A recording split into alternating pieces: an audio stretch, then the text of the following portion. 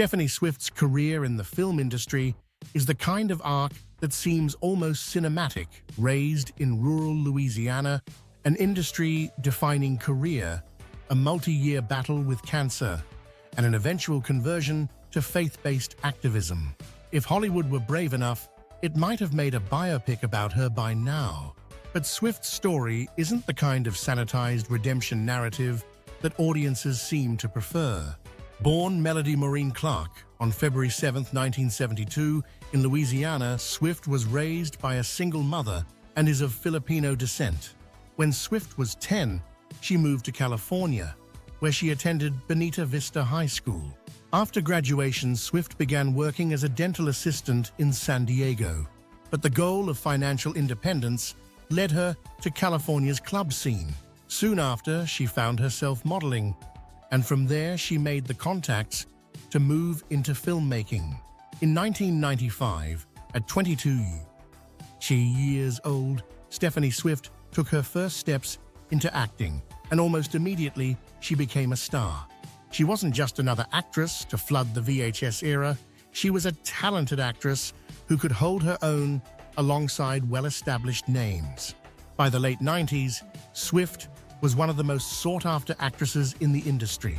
Some of her most notable films include Safari in 1999 and Double Feature, also in '99. This was a time when the big production houses were still investing in their films with high budgets and ambitious scripts with emotional character arcs. But Swift wasn't just content with being in front of the camera. In 2004, she launched her own production company, a move that saw her deal with the business end of filmmaking. Despite her fame, Swift kept a relatively low profile in her personal life. She lived in California with her Chihuahua, Shakespeare, and a cockatoo named Rio.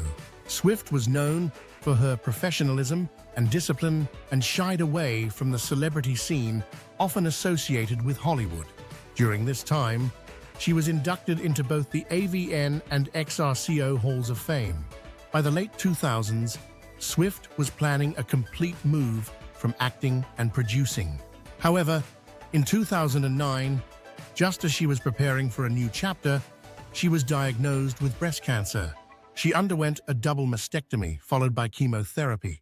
In 2011, after years of battling the disease away from the public eye, Swift reappeared, but in a completely different role.